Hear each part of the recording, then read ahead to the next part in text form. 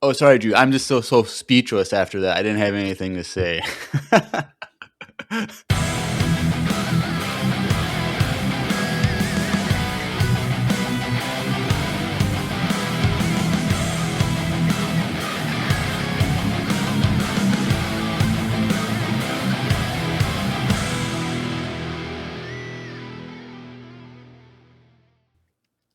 Hey everyone, welcome back to another Maul-tastic episode of Empire Radio. I'm Jeremiah. I'm Drew.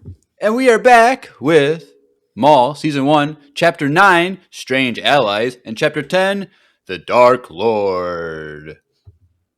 Wait. Oh, come on, Drew. I was on the right page, and then I switched to the wrong page, and then I switched back. Way to go. Is that better? We just got demonetized again, even though we're not monetized. Even though we're not monetizing. But yep, quite a doozy of 2 episodes and finale. But before we get into that, we got 2 tickets to Star Wars Celebration. Now, pack your bags. We leave in like 11 months.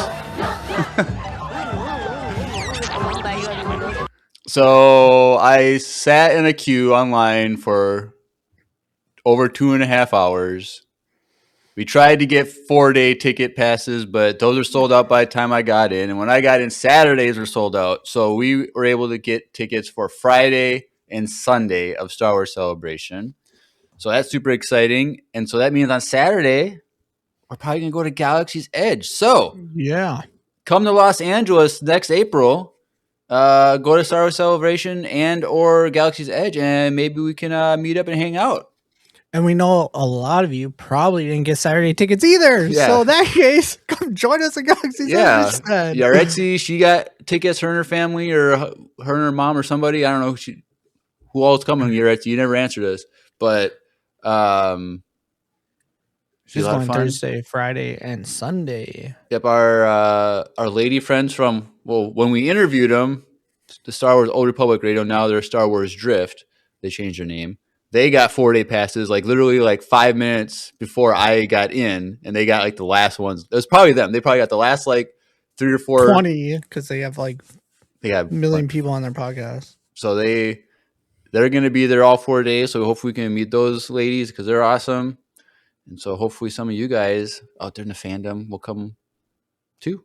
Be a lot of fun.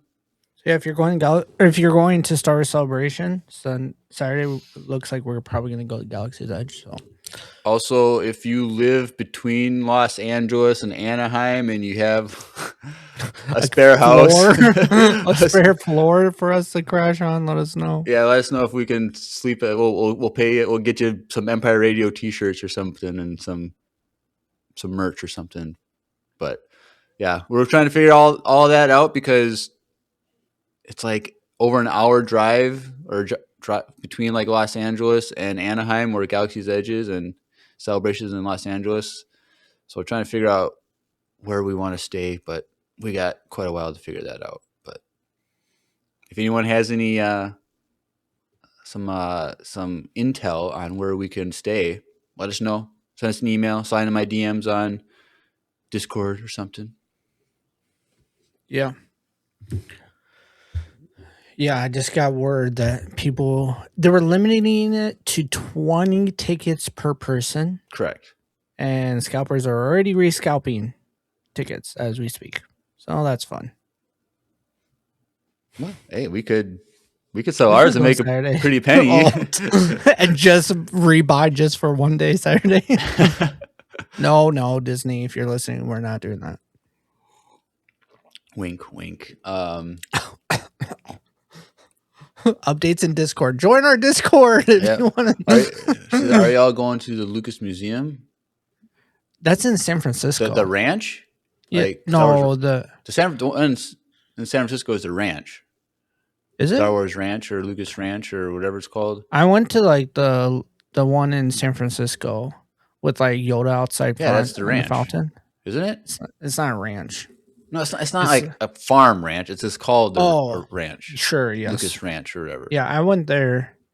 But you can't like go inside. You can always go. You can? Well, it's like a lobby. You can go in the lobby and they have like full life size statues of Oh, like a that thought it bunch was of like characters. Fort Knox or like Area 51 where like you can't like No, no, no, no. You're thinking so of George's ranch. You could sometimes he lets people in that. I don't know. Who knows?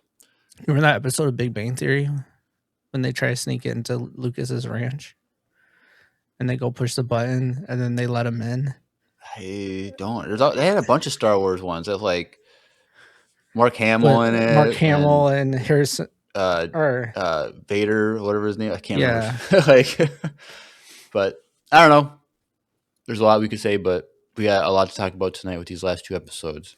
Also, it's 2 days after Star Wars Day, so Yep. So happy happy May 4th and it, happy Revenge of the 5th. and what there's like one for this. Some people also do Revenge of the 6th, but Order 66 I don't Day. know. I don't know. But yes, Maul, Shadow Lord, Drew. What was Miles's overall thoughts of these last two Bro. episodes? Should we just get right down to it? Go to his. The last scene, spoilers in 3, 2, 1. Vader comes out, and what did Miles say?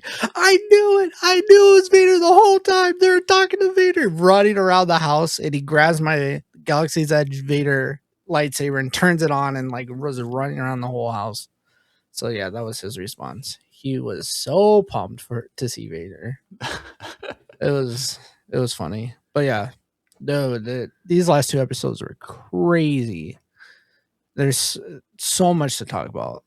Honestly, in my opinion, the best animation show we've ever got, hands down, from beginning to end, and to what we're about to get. I think it's the best animation show.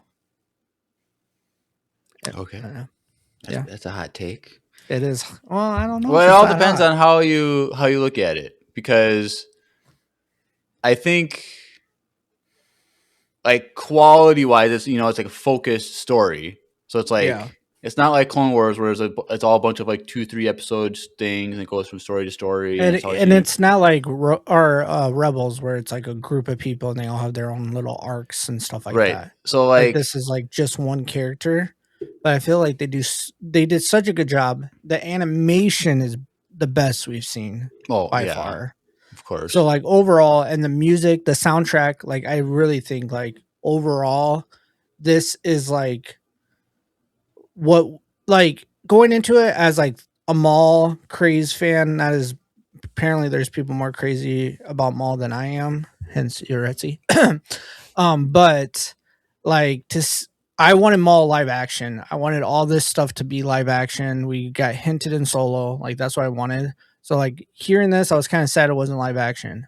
But at the end of the season, it was so worth it to not be live action, and I'm okay with it. Like it was so good. Because I think animated lightsaber duels, like it's like say what you want about the Acolyte, but that 5th episode had the best live action lightsaber 100%. dueling we've ever seen. But like even then, it's still limited by what you can do, what people can do, and then it's like a little bit of wire work.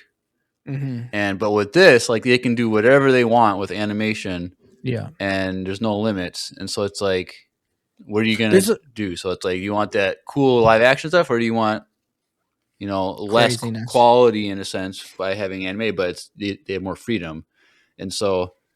Well, I've always said like the best animation leading up to this was the last 4 episodes, or like the last episodes of the Siege of Mandalore. Clone Wars. Yes, so like that was amazing, and like for me, like this is just as good, like at the same level. So I would say that as a production, Maul is better than is the best production value of any animated one. But it's like, how do you want to look at it? Because like with Maul, it's a story about a single character, and that's all it's going to be. And so we get context of a single character. But Clone Wars, it adds the context to a greater story. Yeah. So it's like, I think Clone Wars is better for what it adds to the overall story of Star Plot. Wars and plot and stuff like that, because it spans, it gives context to the prequels. It adds context to, this original trilogy, and then like all those characters, they go into like the Mandoverse, and then like carries over into Rebels characters. So it's like definitely Clone Wars is better and more important to the overall. Yeah, for sure. But Maul, like I said, as a production, like you said, the animation is made, the music, the acting, like, and just Yeah. like the emotions of it is like is so like concentrated and so well done that like it is definitely could be argued to be the best thing, but it's just hard to say because there's just so many It's angles to look definitely at it. it's kind of to your point, like it is like a little different. But like if you compare it to like Bad Batch, right? Like that's amazing, it's really good. It's one group of people, it's really, really well, and it was done really well. But I think this is way better than that. And I Right. think what's to come in season 2 with all this stuff that he's about to do with like Becca and all that stuff, like I think it's gonna be crazy. And then now that he has that apprentice, like it's gonna be really, really good. So I'm really excited for what's gonna come out of this show and like what we're gonna get. And like I really think that we might see a couple of first episodes maybe on Friday at Star Wars Celebration. Oh, They might have the first episode by then, because yeah. Sam Witwer came out and said that he kind of implied that we're going to get season 2 a lot quicker than would be expected. So like within like Oh, it's like a year after. Like usually like Bad Batch was like a year and a half, I think, between seasons or something like yeah. that. So I So bet next spring or around the time of Celebration they'll come out. So they could do that, debut the first episode that at would be so Celebration. cool if we were able to see that. Hopefully it's not on Friday or Saturday when we're not there. Because That's going to be the thing. The big announcements are going to be on Saturday.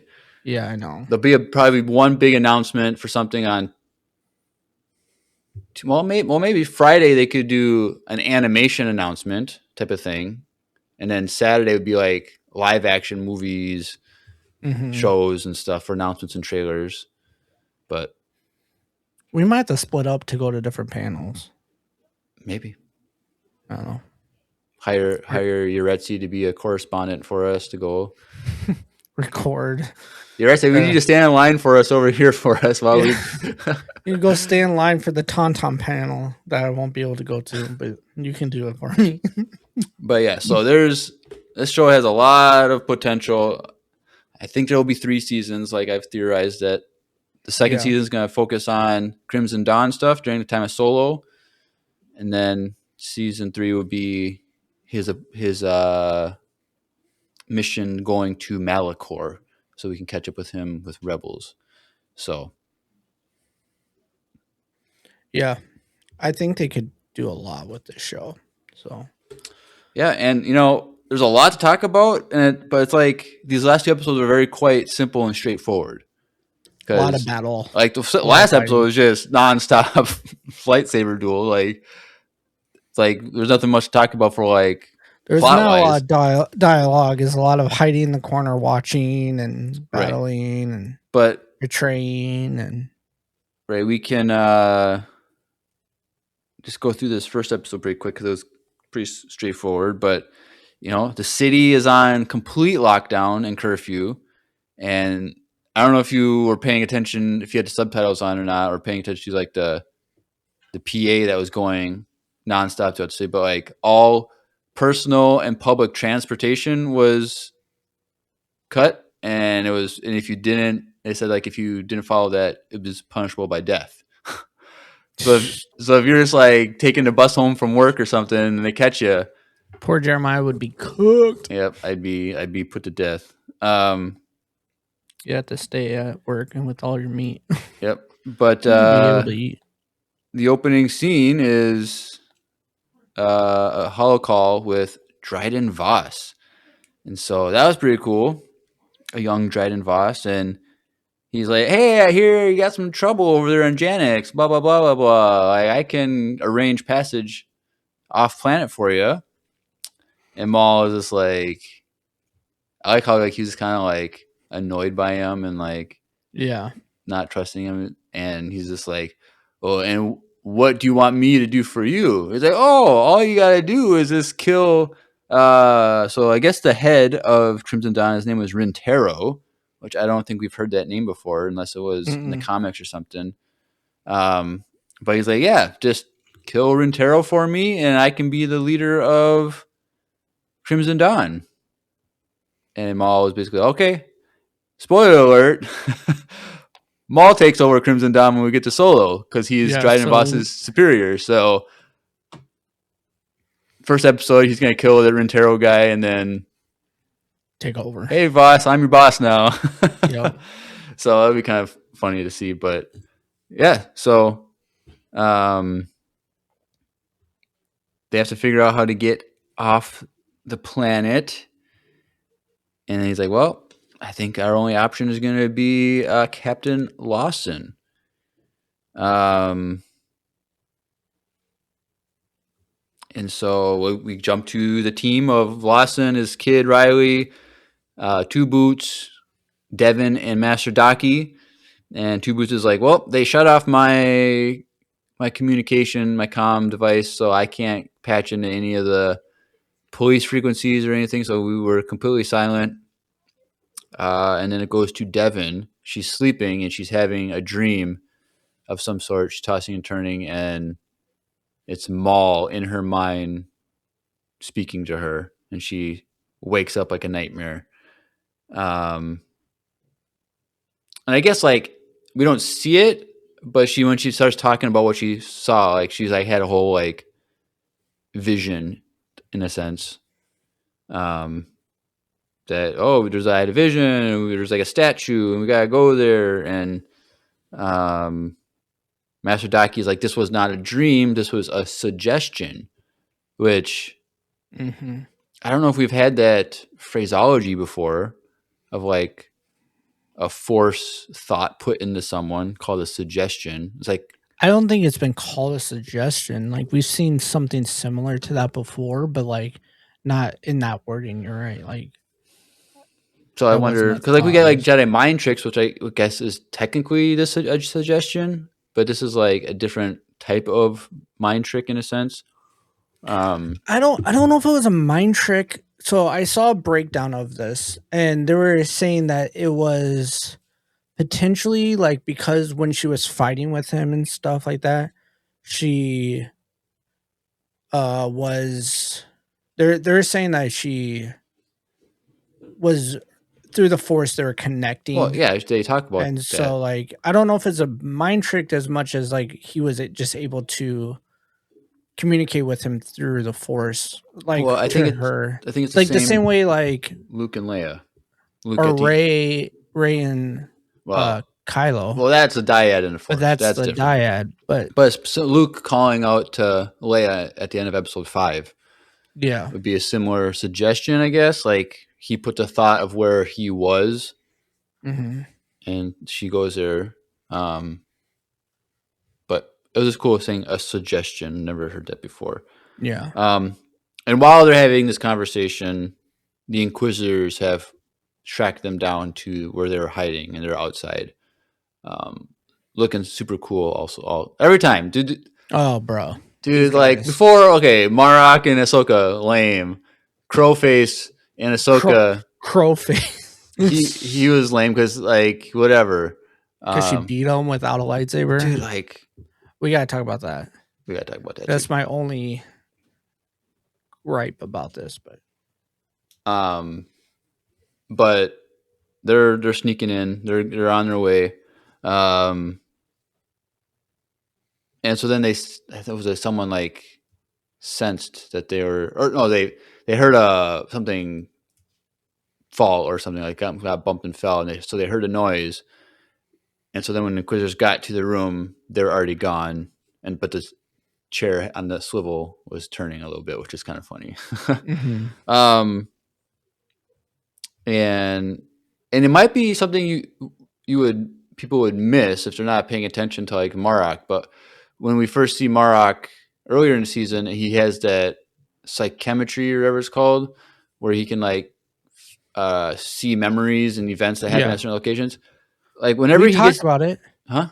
We did talk I about don't know what that. we're talking about. I'm saying if you're not remembering that he does that, like every time he Oh, gets to a new spot, like he goes down and touches the ground or touches the whatever. floor. So Yeah. that's how they're following these people, is because he's so in tune with that ability that wherever he can go, he can sense those memories and things. So I thought that was pretty cool that they really pressed into that as his like ability to follow them and Yeah. track them.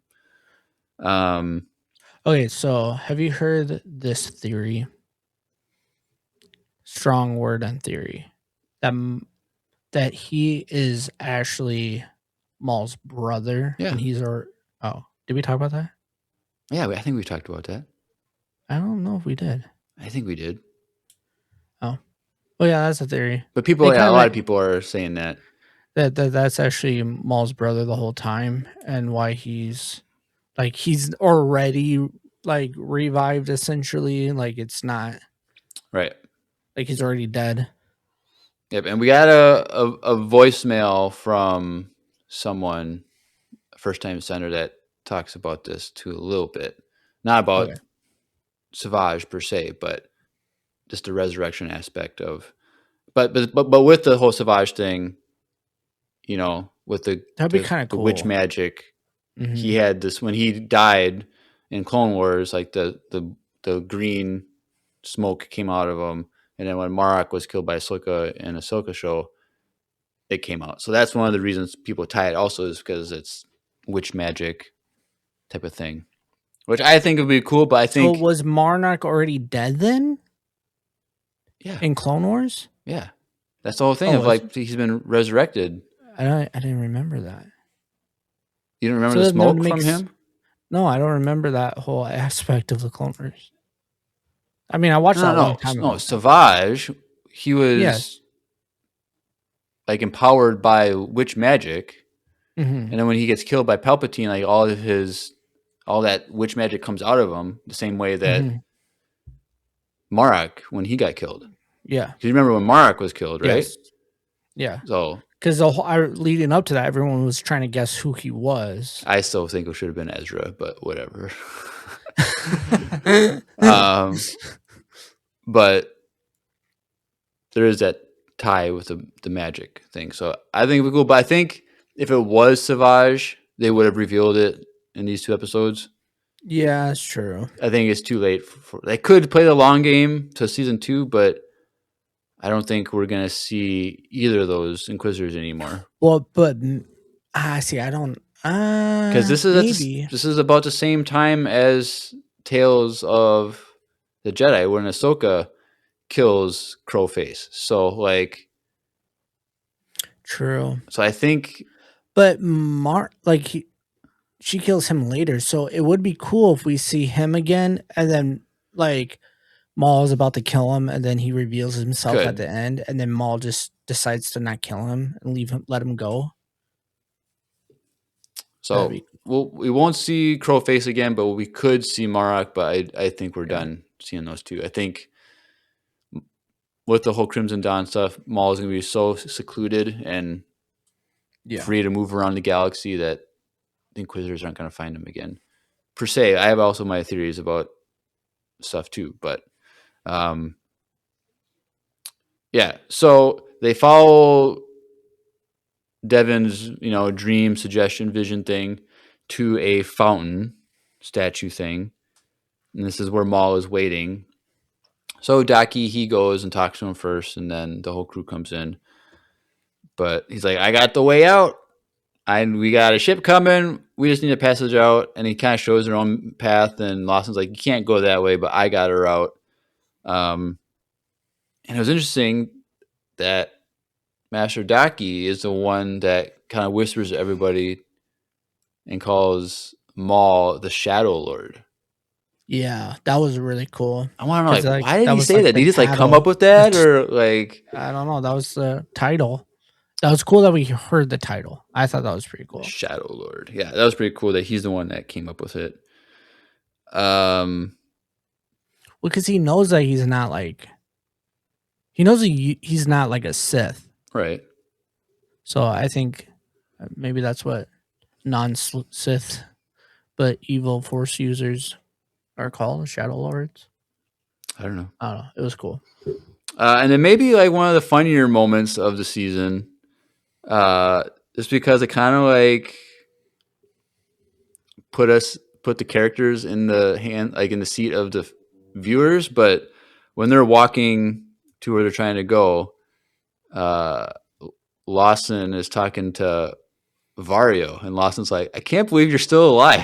I thought that was super funny because like we've talked about, how is this guy still alive, making it all this way, and then like in the creators of the show are like, let's just put this little thing like, how is this little squirty little slime ball like still alive? How has Yeah. he made it this far? I thought that was kind of funny. I liked it. Um, and I think, and then it was about this time then Daki says to Devin like, you did not have a dream. You had a connection with him that's like there's no way that you should have a connection with him where he could do this to this degree. And she's explaining, well, we fought together against the Inquisitor, and so that's how she has that connection. It's some sort of force bond when they fought together and feeding off each other's attacks. They had a connection. That's what melded their minds together, I guess, a little bit. So that's pretty cool. That's how that works with force users that maybe aren't like we think. Okay, like a Jedi and their Padawan, they have that connection with like Ahsoka and Anakin.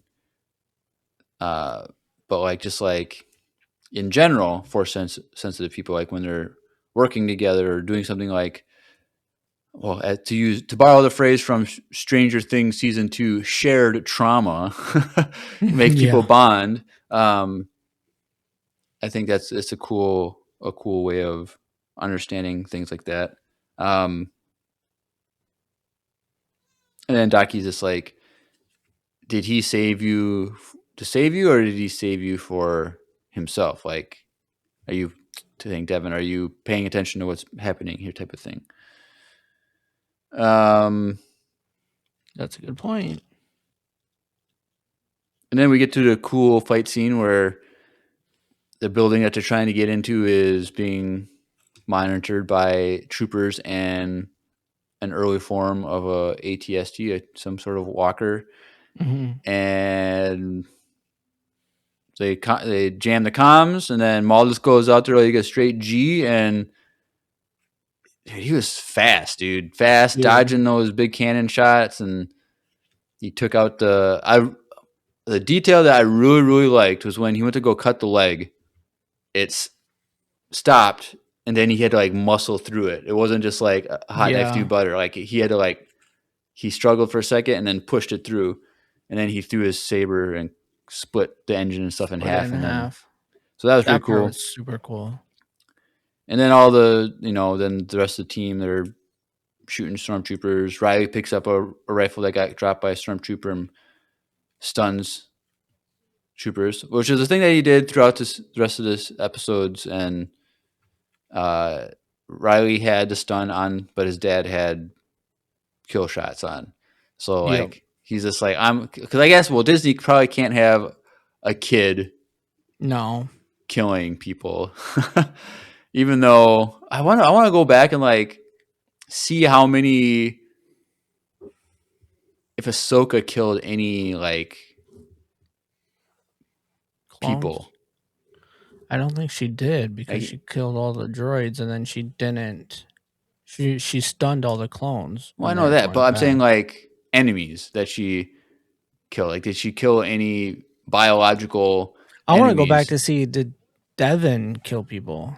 Oh, she could kill people all the time. Even So that. isn't she the same age as that kid? Oh, I don't know.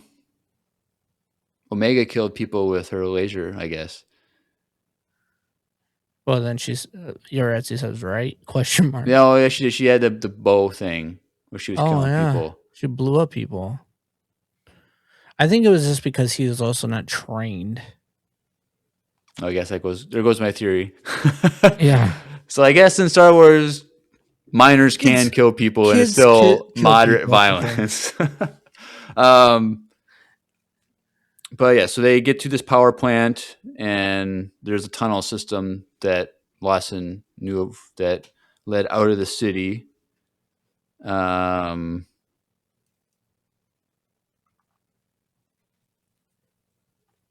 so then they're walking through. Lawson, he says to Tubus, hey, they're going to double cross us once we get out of the city. So just be on alert. But Rook asks Maul about what they're going to do with Master Daki. He calls him an old man. And he's like, we need him. He's a Jedi Master. He's good. He has a use for now. So, like, he has the plan to get rid of Daki at some point, but right now to get off planet, he needs Daki.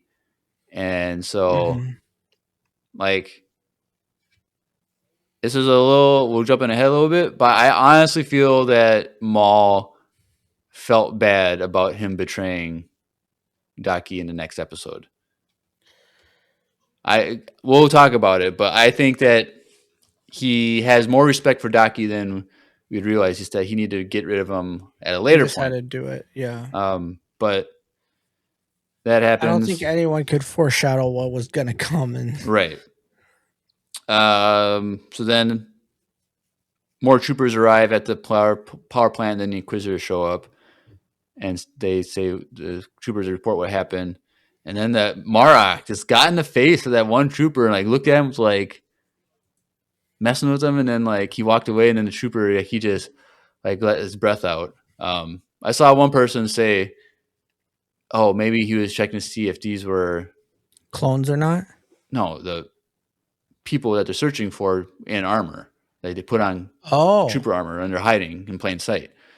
But I don't know if that's what he was doing. But he was intimidating them. It was scary, no matter what.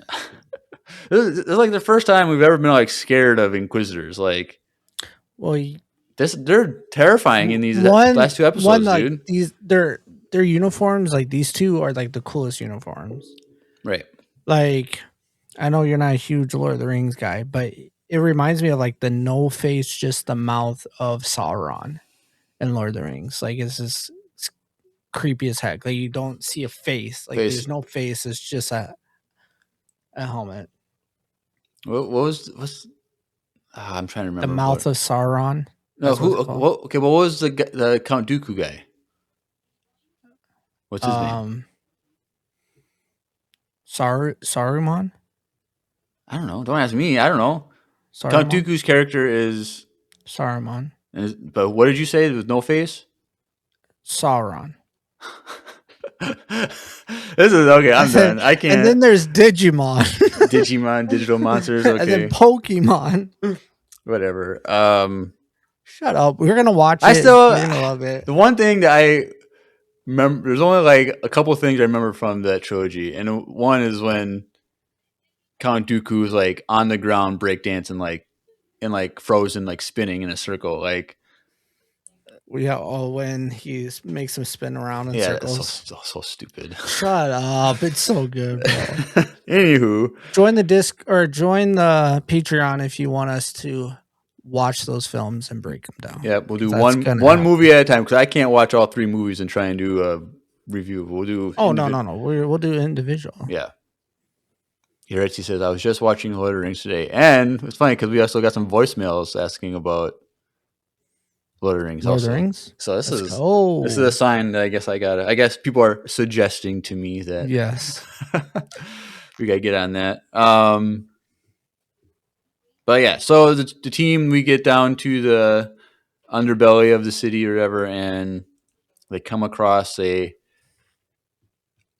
toxic lake of toxic waste that's just pouring into the underbelly. And also one of the funniest scenes of the whole thing was like, Two Boots is like, this is being illegally disposed of. I am going to report this to the city at once. And it's like, but then as he says it, he's like, oh, wait. Lawson, Maul, and probably I don't know, like Rook and then someone else. The short guy. They just looked over at him like, "Are You're an you idiot. are you serious right now?" And then Tupa was like, "Oh, I guess there's some higher priorities on the list right now." That was so funny. Just the look that they all gave him was just it was funny. It just shows you how But like also just like Maul when he makes those looks, I was like, "This is even funnier." yeah. I think Maul at that moment was like, why do we have him with us? Yep. So then they can't jump across. The force sensitive people can't jump across because the ceiling is low. So if it wasn't a low ceiling, it implied that they could get over there, but because they couldn't jump high enough to make an arc all the way across, they had to figure out. So there's a skiff that they could use, and so Spybot flies over, grabs it, brings it over, and you can fit 2 people on at a time. And so first Captain Lawson and Riley get towed across, and they have a moment of father son, like, sorry I haven't been there, kid. I've been trying, blah blah blah. And Riley's like, hey, but this is the most time we've spent together in a long time. And he's like, yeah, that's one way to look at it. And then Spybot, who's pushing the skiff, is like gagging, like annoyed by it. It's kind of They're funny. so annoying. And then Two Boots and Vario, they go over next, I think it was, and then some of the trooper, like a couple troopers or something went over, or something like that, of the clone or the Mandos, or something like that. But while this is happening, Master Daki senses something from the the tunnel behind him, and he goes first, and Maul and then Devin look at him, and he's like, something is coming, dude. And this was so scary, dude. Dude, when they just like sprinted in those wide turns around the corner at him, and like they gave like Crowface like a weird like screech sound with them. Yep. In different scenes, dude, it was so scary that they just come in 100 miles an hour in, and they just start fighting, and it was so good. So it was, and then like right behind them came a whole legion of stormtroopers too. Yep. And so then it's just Maul's crew and Devin and Master Daki fighting, and dude, it was so good. Like, I don't even know what's there to say. Like, it was just amazing. was There's three nothing to v say about it. two lightsaber duels, and stormtroopers, and then Mandos and people was fighting, and then everyone's just dying all around him. Marok, he throws his saber and kills Spybot. That was sad. Maul was Yeah, too. Like, I couldn't believe Maul petted him. it was so sad. And so Mandos are getting killed left and right. Maul tells Rook to cross over like early before Spybot got killed. Because Spybot was the one pushing the skiff across back and forth. And then I'm sure Yuretsi cried when this happened, but Icarus, the other Zabrak, was surrounded, and he was taking shots like crazy. He got shot like 10 times. Yeah, dude, that boy. And then he threw 3 knives and like killed 3 with 3 knives, and then speared 3 at the same time, and just sacrificed himself into the toxic waste, and it's like melted away. That part was so cool, dude. Remember, kids, this is a kid show for moderate violence. So at this point, so then eventually first Devin goes, she jumps across. So she has to do one jump to the skiff that's in the middle, and then one jump, another jump over. And then she has to like hold the skiff floating above because it got shot at some point, the skiff. So she has to continually use the force to hold it in place in the middle. So then that way, Master Daki, he was able to jump across. And then again, Maul was able to then jump across. And then when that happened, then Devin let it fall into the toxic waste. So that way the Inquisitors could not follow. Yeah. But I really liked how when Devin crossed, like she jumped across and then she like touched the ceiling to like push again. Mm-hmm. And so it was like she needed the extra push to get to the middle part, but then like Daki and Maul decided to do single jumps to the skiff and then over. So I like that little detail. Where it was explaining the difference between someone that's been using the force longer than the others, or more essentially. powerful and all that stuff. Yeah. It's just I just really like that. And they get across. And one of the things one little thing that I did not like that they did was Marok says to the troopers, inform him they are coming his way. Yeah. That was that kind of ruined. Okay, sure, it could have been the Grand Inquisitor or something, Yeah. but Could it's have been someone like else. But did you think right away as soon as he said that was Vader? I was 75% sure, 90% sure that it was Vader. Yeah, I was like,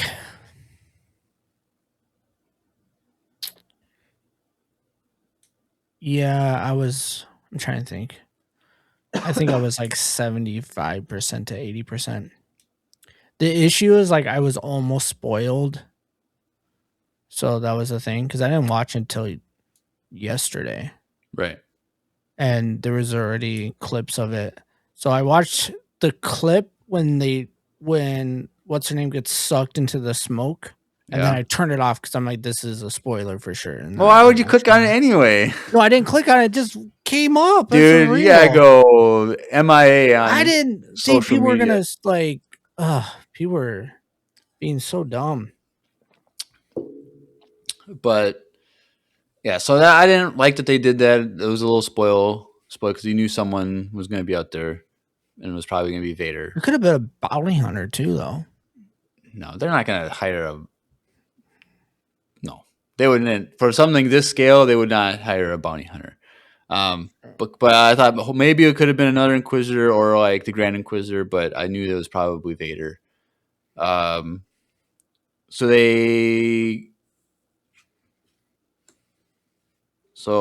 they get to the jungle. Rook and another Mando. I think the last Mando at this point. Yeah. Mm-hmm. They volunteer to scout ahead to see if they can find, if the ship has arrived yet, or if, where the landing spot is. Make sure they're going the right direction, type of thing. And then you hear chaos out there, and Rook comes back and runs, and there's something out there, and she gets pulled by the Force into the jungle. What I should say before the death was happening between Rook and the Mando, Devin looks back and talks to Maul. I was like, I'm sorry you lost all your friends. I really like Yeah. that. Just add a connection between those two characters. But then going back, Rook, she gets pulled back, and then you hear her choking. I'll put that in quotation marks because we'll I was get. gonna. You heard the thing or no? Because it's in a. Yes, about. Okay, well, it's in a voicemail too from your Okay. Etsy. So we'll talk about what actually happened. Yeah, it's pretty intense, It's bro. pretty intense. And like how the voice actor, let's just say the voice actor chooses a way to die. Correct. She was asked, "How did you want Rook to die if she were to die by Vader?" And she gives an answer. And it's pretty intense. Well, And I went back and re-listened to it. You can hear it. Like it's because when I first heard, I thought, okay, it's just a force choke. yeah. And I can hear that, but it's not. I guess it technically could be considered a force choke, but but not really. Sure, let's go with that. But then it's just the fog, and then you hear the breathing, Mm-hmm. and then Maul. It kind of zooms in on Maul, looking at this thing that came out of the jungle, and then it goes close up on Vader, and he turns his lightsaber on red, and this illuminates the fog, and that's it. Strange allies, Dude, imagine waiting a week. huh? Imagine waiting a week. Oh, if we had to wait a week for the finale, would be That would pretty have been rough. intense. It would have been rough. But yeah, But yeah, this so then episode I was was just really good. like, how is we got a whole episode now, like to watch. Like, so like how fast is this fight gonna be? Is it gonna be over in like 2 minutes? And then it's just them is out in outer space talking to Dryden Voss or what? Like what? All right, so the finale, the Dark Lord. And so it wasn't the finale like they originally posted for the title. So clearly that's why they didn't want to let us know what it For was at the sure. time. Did you read that before you started? It wasn't when I started. It wasn't on there. Oh, It's okay. a set finale. So was it on there when you clicked on it? I'm not sure. I didn't look though. Because and after I watched it, when I watched it the second time today, it was It was on there. on. It was called Dark Lord. All right, see you, Yeah. Red Sea. Yeah, I didn't look. But because I just pushed the first one and then it reloads the I wonder second if one. if they do that like for every account, like if Andrew hasn't watched this yet, like is it automatic, like it's by default before you watch it it says finale and then it switches over, or is it, do you think it'll be called the Dark Lord? Well, let's find out. Because like if you have different like login accounts and you didn't watch it on all your accounts, it might be How the many same. accounts do you got, dude? Well, because don't tell Disney, but we share our accounts. Like our family is on it. So we like Miles has his own page. I have my page. Oh, the profiles. So I wonder if the profiles Maybe, like I don't just know. say it. But I just wonder if like people are watching the show for the first time a year from now, or even next month, like how that works. But yeah, so basically this whole episode is just, Oh no, it loads it.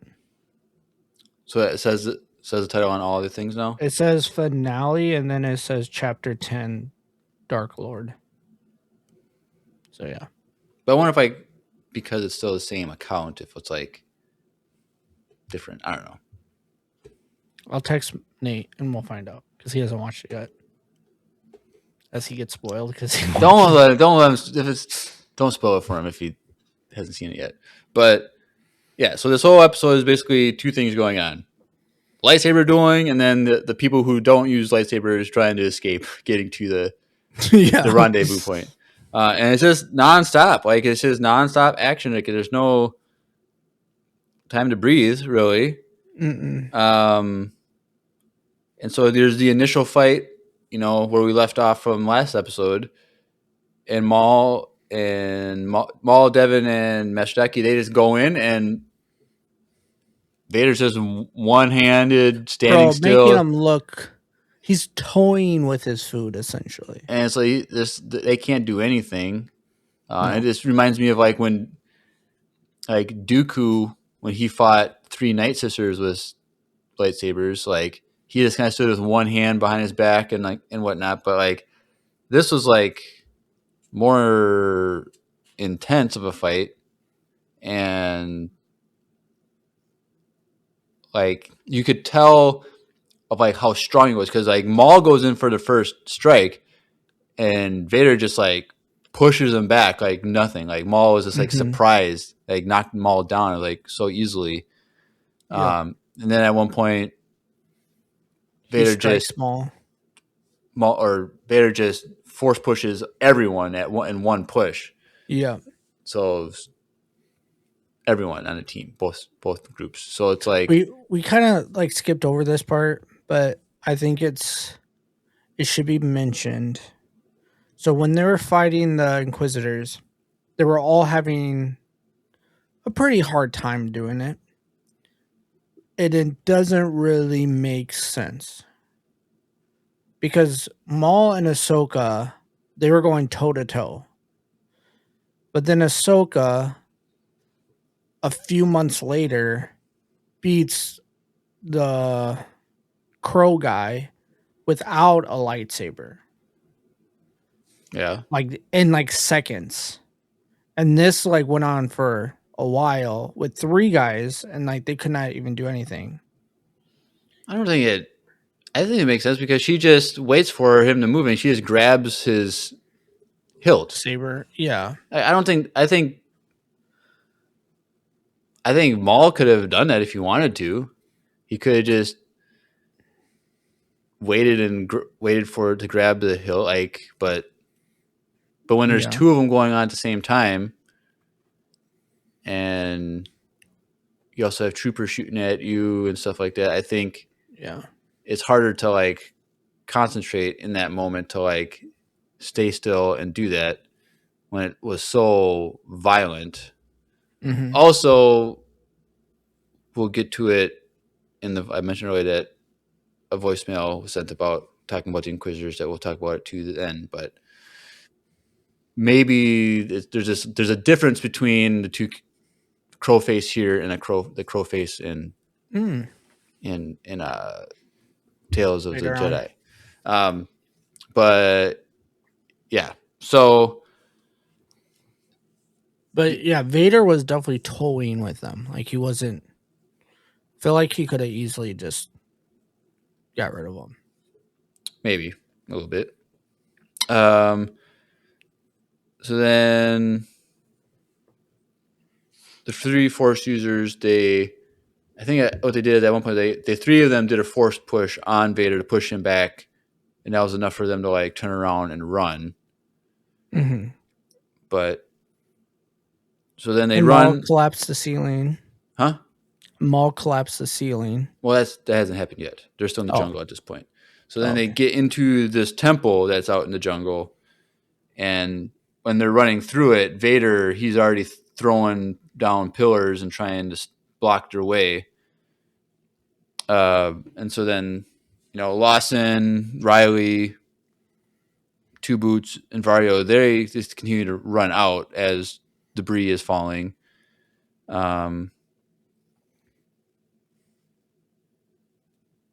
And so then, That poor kid, like a day ago, he was just playing lacrosse and now he's running for his life.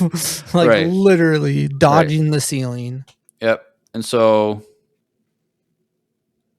then there's this in the temple, and they escape again when they're trying to like you said, Maul, he pulls down the roof, the ceiling of part of it to try and escape. And so then they're able to like get away momentarily from Vader. The team that's in the jungle is running away still. Voss calls like, "We're en route. We're going to be there soon. You gotta get ready." And Var's like, "Well, we're running into a trouble. We're a little delayed." And Voss is like, "No, get there because we're not staying. We're not dealing with the Empire, and we're turning off our comms so we don't get detected. Be there." I'm like, okay. And so then there's like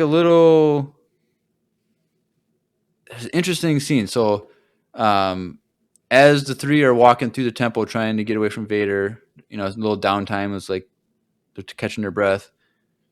Daki, he's like, I can feel it in the Force that this is not an Inquisitor. This is something I fear more. This is a Dark Lord of the Sith or Lord of the Sith, whatever he said.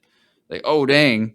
And while he's saying this, if you pay attention, like in the background, Maul is like shaking his head and says no, like he's confused. Like this can't be. Mm-hmm. And so Maul doesn't understand how this can be. So I think I wish we got more in his mind of like, did he think this? How can this be a Sith Lord? This isn't Anakin Skywalker, or is it he's sensing because he's interacted with Anakin once before in Episode 1, Yeah. Phantom Menace. Like he tries to kill Anakin. Anakin, drop. So stupid. Dude, if only he would have killed Anakin in that moment. Right. And so I don't know if he could somehow sense that it was the same person as Anakin. So he's like, he's still confused. Like, this is not the Anakin that I thought was there. Like, prized pupil for Palpatine. Well, and he's also hasn't he fought Anakin in the Clone Wars? No, No, he never did. no.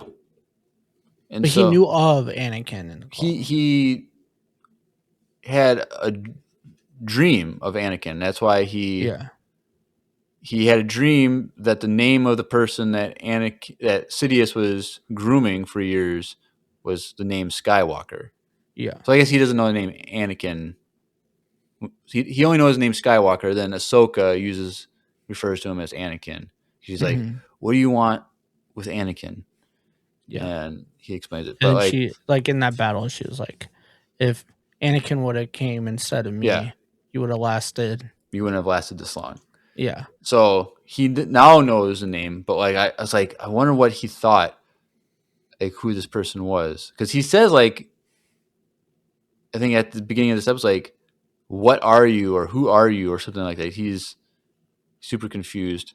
And I really been great if he referred to Vader as like, "Are you Skywalker?" Like, Oh, bro, that would have been so crazy. it would have been pretty crazy. But he didn't. Because maybe he's just so super confused. But Well, when Daki says like the Lord of the Sith, then he was like, heck, like no, that can't be. right, and so,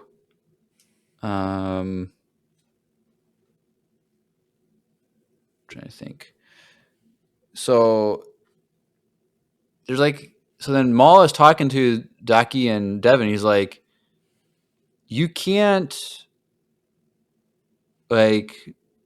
He Vader sees you, or well, this he doesn't know him by Vader yet, but like he's like, he knows who you are. He knows you're you're Jedi, and he knows how you fight. You can't fight like a Jedi. You have to tap into your rage, and we can take him, the three of us, if we tap into our rage, because he's not going to expect that, and that's how we can um,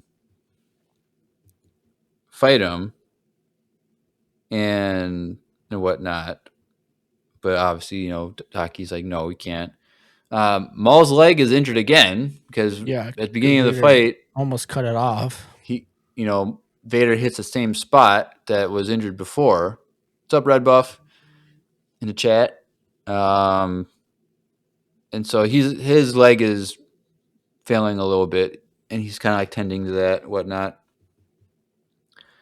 And there's Maul makes like I forgot how he phrased it, but like he, because he's thinking that it's I think Maul understands that this is Anakin because there's an interesting dialogue between something Daki says and then what Maul says. Daki's like, Mhm. we need to work together and we just need to defend one another and we can defeat him.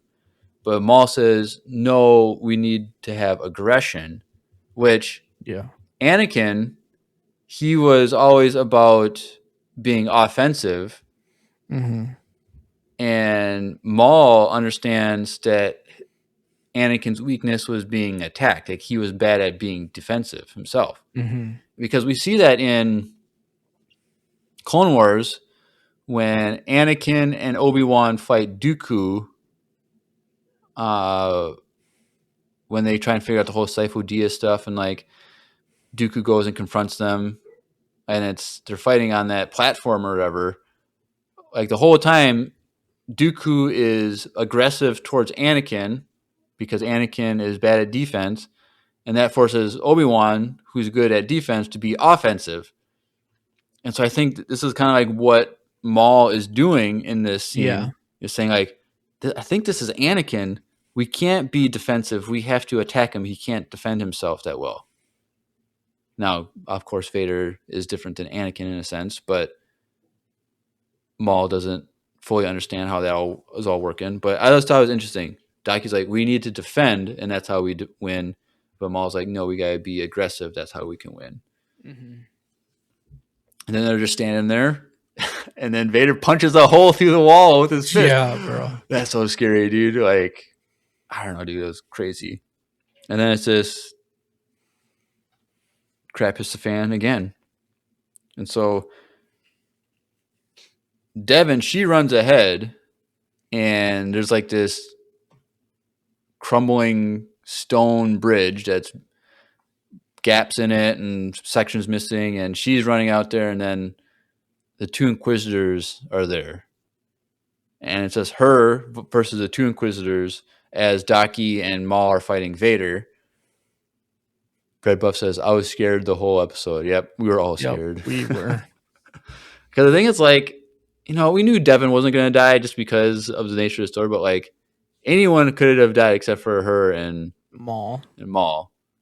But it was also just scary. Like, right. They made it seem like Vader, this is like another, like Rogue, the end of Rogue One. Like, this is the Vader that everyone wants to see, that we haven't fully seen. And seeing this Vader, he's so powerful. He's towing with them. Like, he could have probably easily killed them all. And I think at the beginning of the fight, he was toying with them, but I think at this point, Vader was. He wasn't struggling, but it was definitely a challenge for him. I don't know. I really want to hear the conversation that Vader had to have with Palpatine about how he lost Maul. Because that the conversation didn't go good. And he lost Maul and potential Padawan. And now there's another potential, like, Sith and, like, rule of two in the ether waiting to attack his rule of two. So, like, definitely put a wrench in Palpatine's. Well, I think Vader was probably a little bit like Mr. Burnt Peanut. Sorry, boss. Won't happen again, boss. Sorry, boss. Won't happen again. Sorry, boss. Just yeah. And poor Vader, it happens again a lot. Just like Burnt Peanut. Yep. But yeah, so now they're all on this bridge fighting. Devin's all by herself fighting these two, and she's about to, like, get overwhelmed quite easily because it's just her with one saber, and they both have double-bladed sabers. And Daki, he turns back and sees that she's about to die, maybe, and so he yells Devin, and he throws his saber to her. Oh, and she stops them both at the She catches it, and then she just this is so good. It was so dope. And then I really like it's very, very quick because everything's moving so fast. It's hard to see all these details, but I really liked how she, like, gave his saber back to him.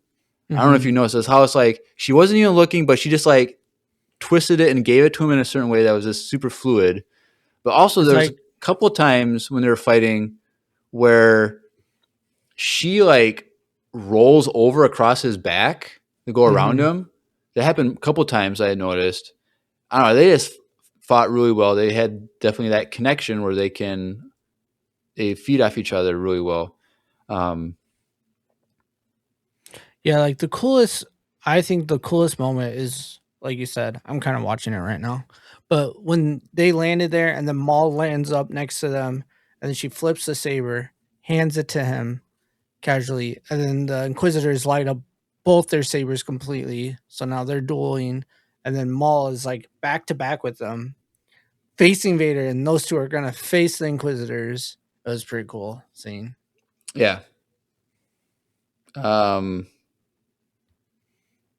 So while all this is happening, Lawson and Riley, Two Boots, and Vario, they're trying to get to the extraction point.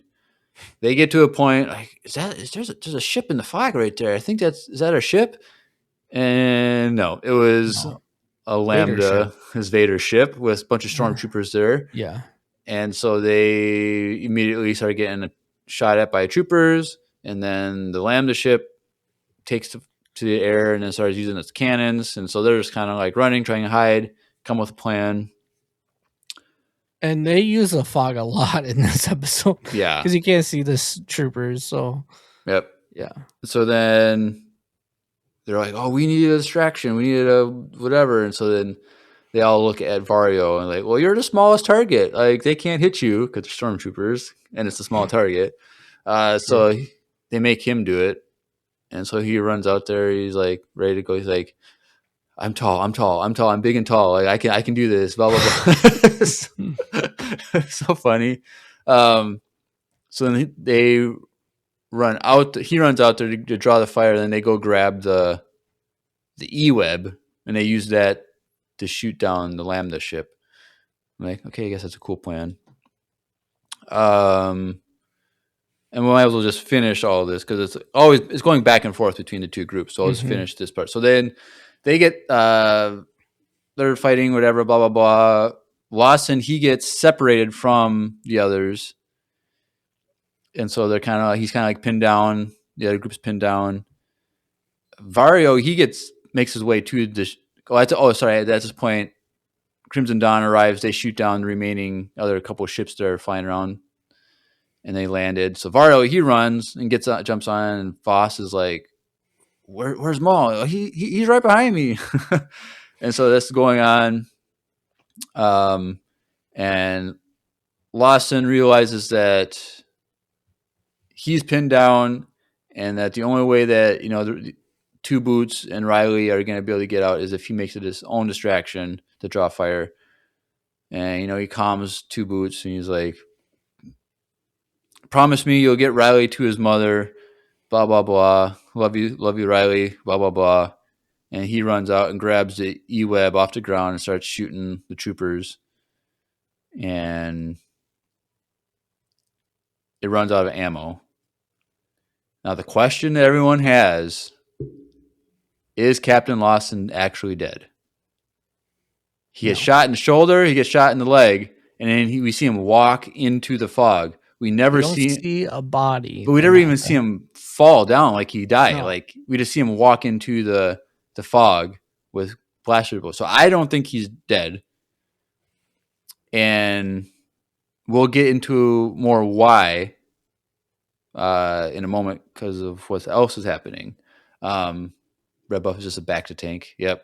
But it's like, even though I think he's alive, it's like, why did the troopers let him survive?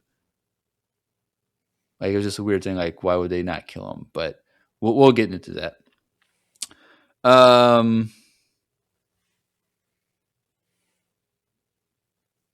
So then when it goes back to the bridge fight, it's kind of at this point. Devin is fighting Crowface. Daki is fighting Marok, and then Maul is fighting Vader. Devin, she's like on the other side of the bridge now, in the other side, like another temple area. Daki, he's fighting Marok, and then he's able to force push Marok off the bridge down into the abyss. Mm-hmm. So that's probably not how he dies. No. So he's probably going to live. I don't know. Who knows? So then it's Daki and Maul versus Vader, as Devin is fighting Crowface in the temple. I really like how there's a scene when Maul and Daki get pushed back and they're standing there, and Maul looks at Daki and he just kind of like sighs and runs, and then Daki sighs and runs in again to go fight. Mm-hmm. I thought that was just an interesting little detail. And then at one point, Maul's hip leg issue is a problem. So Maul is standing between Daki and Devin's fights. So Daki's just fighting Vader, and Maul like has a terrified look on his face, like, and he's looking between the two. Like, Devin's fighting the Inquisitor by herself, Daki's fighting Vader, and he says to himself, like, no, like, he in that moment is like, I'm in an impossible situation. I have to choose who I'm going to help in this moment. And so that's why I think that he didn't actually want Daki to die here, because he said, like, no, like, this is not what can happen right now. I need all three of them right now. And he pauses and he thinks, and then he betrays Daki by force pushing him from behind closer to Vader. Yep. Which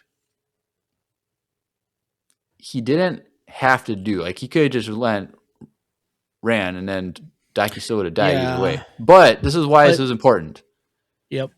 because when that happens and a Maul runs to help Devin, you see a little higher up view from a hilltop, and before Captain Lawson, sacrifices himself, it's He implied that views he it. saw that whole thing Yep. of Maul force push Daki and Yep. betray her and run. And so the reason why I think that he's still alive is that he's the only one that knows the truth, and he's going to somehow try and get to Devin in Yep. season 2 to tell her the truth. Mhm. Spoiler alert, she aligns herself with Maul at the end of the episode, final scene. And so somehow he's going to be the good influence on Devin in season 2 to like get to her before it's too late type of thing, Mhm. which would be an interesting way of going about things. I also then from this, I think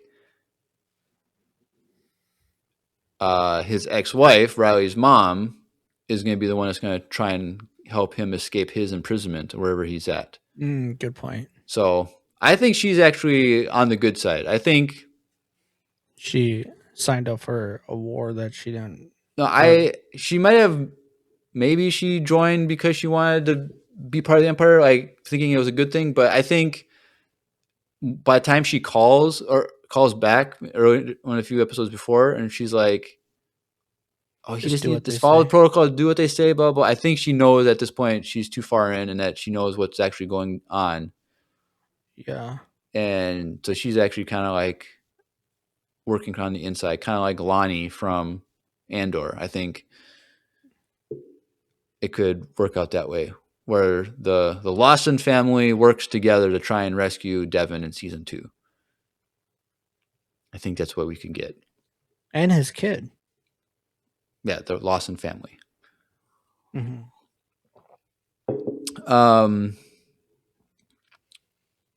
So yeah, so then it's just Daki versus Vader. Vader just is so strong, like with his hits, that Daki gets this knocked down and pushed down. He can't defend himself, and then Riley, Devin is fighting the crow face, and then she senses something and she runs away and then looks out the window from the temple and looks down, and Vader's saber is through Daki's chest. And it's not just through the chest. It's like he pushed it in and then he kind of made a little wider circle with it, because that hole was Yeah. a lot wider than a saber thickness. So she says no, and then Daki, he falls down the ground and he sighs out his last breath. And then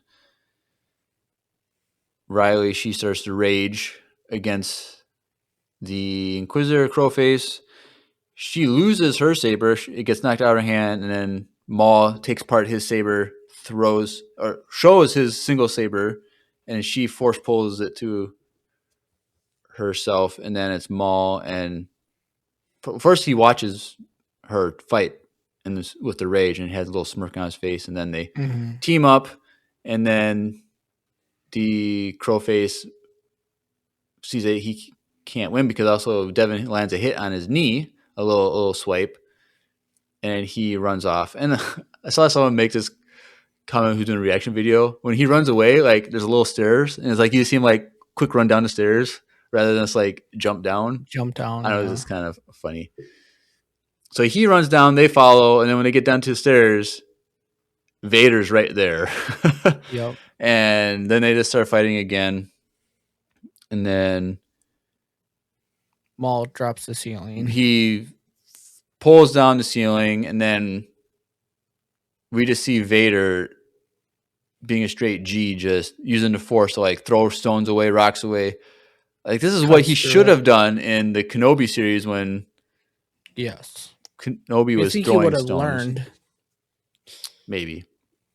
But yep. And so then that's how they are able to escape. Devin and Maul get to the ship. And Well, Devin's like, I'm going to kill you. And she wants to go right. fight Vader. And then Maul's like, you're not ready yet. Yep, but I can But train you. yep. Because she's like, I'm gonna kill all of them. Hmm. Like she's gonna take down all the Inquisitors. And he's like, not yet. You're not strong enough. Let's just go. I can train you. So then they run and escape. They get on the ship. They fly away. You see Um, Vader staring at the ships. yep, covered in dust. Dust. um, and then they escape. Dryden Voss talks to Maul and like, hey, you're gonna hold up your end of the deal. And he's like, yep, no problem. So So we get the then, two kids. One's crying over yep, the Jedi. One's Riley's crying. crying over. A little detail that they did that I feel like they messed up was Devin. Like she gets on the ship and she's like puts her head against the wall and she's crying. It's like her Mhm. face is looking down, but the tear still goes down towards her neck. So it's like the tear is not following gravity; it's going like horizontal to the They're ground. in space. Yeah, but they got anti gravity, They're also artificial moving gravity. fast, so That's maybe not how that it's. works. I'm crying. So that was a little detail that I thought was a little lame, but was whatever. But after Maul talks to Dryden, he goes and sits down on the ground next to Devin. And Devin, she's like raging. And she's like, Looking at his saber. she says, all right, I'm ready. And then this goes to his eyes. Yep. And that's it. Peak Star Wars, everybody. Peak Star Wars. Like everyone's saying like this is peak Star Wars. And like even he who shall remain unnamed, he was saying like this is one of the best things we've ever gotten from Disney. This is peak Yep. Star Wars. Like, and so this is like a universally loved show, but like this finale, like these last two episodes was just so good, so amazing. Like, I feel like season 2, there's not going to be as much action though. I don't know, because it's like, is this going to be more Inquisitors finding him? But I don't think that's how it's going to work. But you know, he's going to be training Devin, but how are we going to find that plan that he said earlier, like in one of the other episodes where like I have a plan? Like, what know. other Force users are we going to see? Are we going to see more Inquisitors? Are we going to see a Sidious thing? Are we going to see more Vader? Because here's my theory though.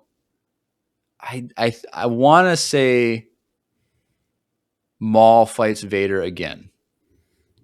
And the reason why I say this, so we all knew that it was implied that he fought Vader once before because in Rebels he says the one they call Vader, I cannot defeat him, or however he words it. Yeah. But the thing is, in so far in this show, he does not know that is Darth Vader. He does not know that name Vader. So my question is, how does he learn that name between now and Rebels season 2? Yeah. Does he just learn it from trying to Dryden find this name, Voss. find the name? Because like technically Vader is not publicly known. Nope. Like people have seen him like in that book that we read, Master of Evil. Like that first week of the Empire, he's like standing next to Palpatine at some public parade or something or whatever. Mm-hmm. And so like he knows, so he's like kind of like people, there's someone there, but like no one knows his name. People don't know what he does. He's a mystery. And so like when so maybe with the crime stuff, when he's with Dryden Voss, like he's gonna like, I need you guys to go do some research, find out who this Vader guy is, or maybe he can, gets caught up with Inquisitors again, and they call Vader again, and that's how he knows the name. But Yeah, I think he's gonna know his. I think you're right in the sense, like I think he's gonna fight him again, and then that will be the reason why he's able to like really understand that he can't defeat right, because he was him. injured, he had messed up He was hips, so injured. He was also like running. He was also trying to plot a point of like he didn't like go in there to like fight Vader. You know what I mean? Like right, from that fight, like we don't know if he could beat Vader. Like if he was 100% and he has his Padawan with him and she's fully ready, I think that's what's gonna happen. And I think somehow I think Vader's gonna kill her. Yeah, I think that would be how it should play out. That they both fight Vader. She dies, then he has to escape again. Mm-hmm. And that's how he learns the name. Somehow from that fight, he learns the name. And that's how he loses a crime syndicate or something. He doesn't. I don't know. No, it's in the comics. The whole Kira stuff. How because Kira is trained by Maul, but I don't know how that happened because she ends up taking over Crimson Dawn. She's a leader, but I don't know like how Maul got disconnected from that. I don't know how that all worked. We gotta get Grace to do the Maul comics, at some point. Red Buff, he is in. Well, she knows who. She discovers who Vader and Palpatine are as Sith Lords, but she doesn't know that Vader is Anakin. I don't think. No, I don't think anyone's supposed to know that Vader's Anakin. Right, but she figures out that Palpatine and Vader are Sith Lords, and that's why she tries to go and kill him. And she almost does, and then the Knights of Ren show up and ruin the whole plan. That was stupid Knights of Ren. I hate them so much. But she did capture Palpatine and Vader and was about to throw him into a sun and kill him, and then that's pretty cool. But yeah.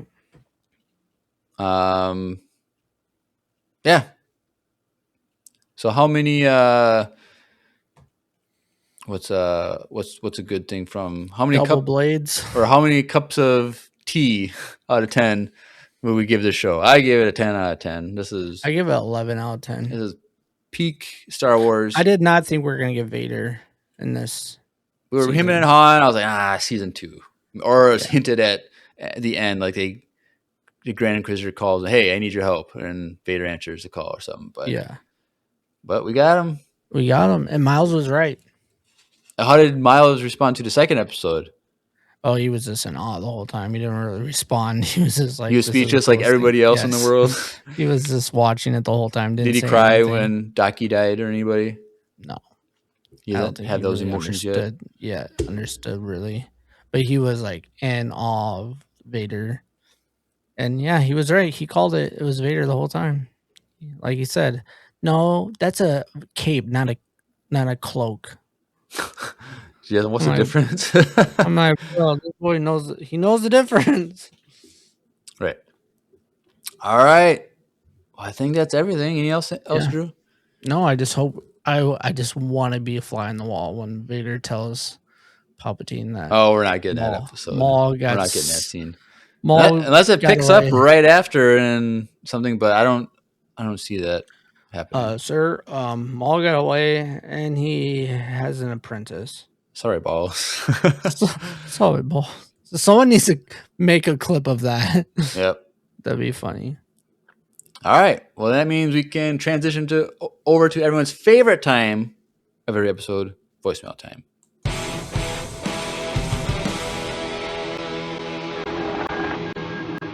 It's voicemail time. All right. Fun. All right. So we got a ton of voicemails tonight, and I'm uploading more as we speak because I have to delete things because I only got a certain amount of spots. So, first up, 11 voicemails? 11, I think, yeah. But first up, we have 3 from Shadrick. He covers a few different things tonight. So let's listen to number 1. Hey guys, Shadrick.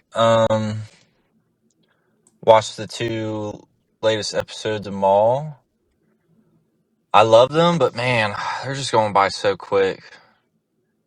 And I get Maul. I feel like they had to nerf Maul big time because his legs just keep getting in the way this season. And low-key, it's kind of driving me nuts. And I feel like call me spoiled, I don't care. I feel like we should have had a longer lightsaber fight or something. I don't know. Plus the final season of the Clone Wars kind of spoiled me with that Maul and Ahsoka. I don't know, just the whole final season in general was pretty good with the lightsaber fights. And Two Boots, he's kind of going back up on my list. I'm liking him, but Devin, oh my god, she made me mad. Like, make up your mind already. She did. Like, she got dude's kid kidnapped when she could have just ran off when he waved her down, but she's just so indecisive, and it's just driving me nuts. Just make up your mind already. I hate when any show or movie like just does that. They keep going back and forth, what to do. Either join them or not. I don't know. She's just kind of making me mad. She's on the Two Boot list that I had him on before. But I don't know. Hopefully she makes some better decisions. All right, thank you. I should have mentioned these were about last week's 2 episodes, not this Oh, I was week's. gonna say what? Yeah, I forgot to mention that. So yeah. Well, I don't think she has to be indecisive because it's like she's getting pulled from two sides, like two completely ways of thinking and ways of life and how to use the force, and one's seemingly good, one's seemingly bad, but like the bad one seems could help, and so it's like I don't blame her. Like it's No, I don't either. Especially in the situation that she's in. Like she doesn't know what to do, and she knows that Maul, if she teams up with Maul, that can help. So right. it makes sense. Her character, Yep. and her character is supposed to also struggle with this because that's like the whole point of it. Yeah. And why Maul reached out to her in the first time, because she was struggling with it before Maul got in touch with her. With she wanted to steal food instead of beg, So Yeah. she's lived a rough life, going from the beautiful like training as a Padawan To the Clone Wars. to the Clone Wars to all of a sudden being trying to be assassinated by everyone that she's known. Like, right. So I don't know. I don't blame her. I think she's one of the best like Characters. She is the best character in this whole show, like new character. And I don't know, I just love her character a lot. So I can't wait for season 2 to get more of her journey. All right, thank you, Shadrick, for number 1. Let's listen to number 2. So, Drew, that was kind of a crazy take. The Raimi trilogies aren't all that good, and then you're just going to turn around and say Andrew Garfield's the best Spider-Man? Dude. Oh, Lord. We're talking Spider-Man about this? 2 is one of the greatest freaking superhero movies of all time. The bank scene where they're fighting along the wall or whatever, and then the train scene alone, dude, that whole fight, and then the people carrying Spider-Man's unconscious body across the train whenever they were doing it. And then they seen him with his mask, but they just knew the right thing was just not telling anybody. He's just a kid. That's literally one of the best superhero scenes I've ever seen in my life. And the soundtrack, oh my god, the soundtrack's amazing. I'm sorry, I don't like Andrew Garfield's Spider-Man. Him and Gwen Stacy's relationship was so cringy. And he gets people killed just because he wants to make some stupid quips. Like, go back and watch that Rhino scene. Like, I swear, 10 to 15 people died in that car wreck just because he wants to make some stupid quips. I'm sorry. The Raimi trilogies freaking hold up. I'm sorry if that sounded aggressive, but dude. They don't. For me, I think Andrew Garfield's Spider-Man's last in line. I'm sorry, dude. Okay, well, I think universally most people would say that Andrew Garfield's on the bottom. That's why in the whole A No Way Home, when the three are waiting for the fight, like, you guys are so cool. Like I'm a lame Spider-Man, and Tobey Maguire's like, no, you're amazing. This self down talk is not good. You gotta be more positive. Like, you're an amazing Spider-Man. no, No, I disagree. okay. I don't know. I like. He's not even a kid, dude. That guy's already 30. Like, there's come child on. labor laws. You can't. Nah. That's why they do that, because you can't I know. which I don't know how they can't have a teenager for a single movie, but they can have like a whole cast of kids to do a TV show that has way more screen time. Yeah, and then you got to also think like Home Alone. Yeah, I don't know. I guess movies now take longer to make than they did before, I guess. Or in the 90s, we didn't care about our kids. There's that too. Yep. All right. Thank you, Shadrick. But he has a third one, so let's listen to that one. So I've been rewatching Lord of the Rings here recently. I just finished the OG trilogy, Lord of the Rings, but the extended versions. Loved them, but I still think I prefer theatrical. But now I'm moving on to the Hobbit movies. I don't know if you've seen those movies or not. They're kind of controversial because I guess The Kind of. Hobbit's one book and they're spreading it out into 3 movies. And it kind of makes me mad because you can tell they did it for money, or like just they want to do it because of the franchise. Because at the time when those movies came out, franchises were such a big deal. So I'm wondering if the Hobbit movies would have been better as a mini series or something. Because the cliffhangers in the movies suck. I hate them. Like, just I don't know. There's a lot of build up for nothing in most of the cliffhangers. And Smaug's one of the dragon. He's one of the coolest villains I've seen in a while. And I don't know. I feel like they just did him dirty in those movies. If you guys seen those movies, do you think they would have been better as a miniseries? I don't know. I think it would have been well better paid, especially with the cliffhangers and stuff. Like I said, it just doesn't work in movie form. I don't know. What do you guys think? All right. Thank you, Shadrick. I have seen the 3 Hobbit movies. Mm. I don't remember anything about them. Like, just like the It is Lord of the bad. Rings, like I just don't remember anything. It's so uninteresting to me. It's just like I don't know. I remember like the third movie was like, the third one's okay, I guess. Like it was the best of the Oh, 3. Two Towers is the best, bro. No, I'm saying Oh, the Hobbit Hobbit one? trilogy. Oh, I remember like thinking like, oh, this third movie seems okay, but at the end of the day, yeah. I I think don't they remember just anything. shouldn't have made it to 3 movies. Like they added Legolas character. He's not even in the Hobbit book. Oh dang, I didn't know Like that. they just added things to make more money. And then also at that time he was like Peter Jackson was like super into like the 3D like cameras and stuff, so he was trying to advance Oh, it. that was still But 3D. Do they even do so 3D movies anymore? no, not really. Remember when they had 3D TVs? Yes, Like, his stepsister had one, and honestly, it wasn't that bad quality. But then they lost the glasses like right away, and then how do you lose the glasses in your house? I don't know, bro. You have 3 kids running around, things go missing. But either way, yeah, I don't think they should have done it like that. I think it would have been smarter if they would have done the Lord of the Rings like trilogy, and then they would have also at the same time first put out the Hobbit movie. Because then it would have all felt the same. It would have had the same actors for all of it, and it would have been more. Because now, did you hear what they're doing now? The Hunt for Gollum. I think I remember hearing something about a Gollum movie or something. Yeah, Is it an actual book that it's based off of, or is it just making No. up a story?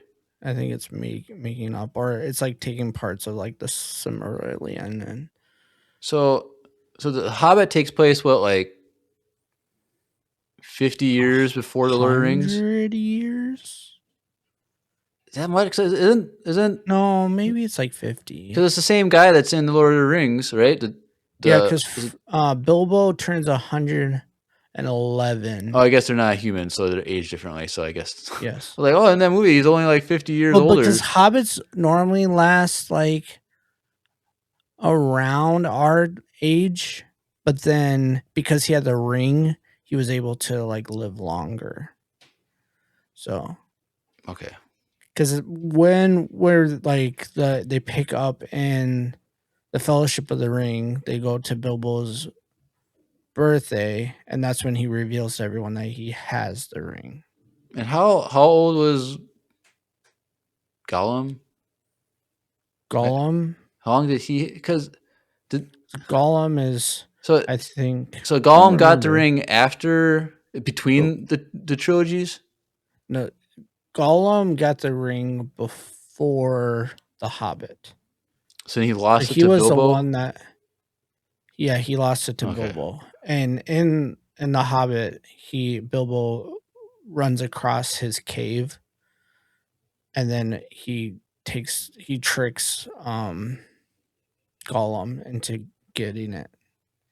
Kind of steals it from him. Okay, I vaguely remember. I don't know. Super confusing. Yeah. I don't know. But Because yeah, the Hobbit, they're going on that mission to go get the treasure from the dragon. right. And then they come across the ring, and then that's when Bilbo takes the ring. But no one knows Bilbo has the ring until his 111th birthday. Because that's when he reveals it and says he's going to go away for a while. Because the ring is essentially calling him to leave. Because the Saruman wants, they want the ring. I don't know. You guys will hear a full breakdown when we break down this Just on the our original Patreon. trilogy. Let's start with the original. All right. Thank you, Shadrick. It's always great to hear from you.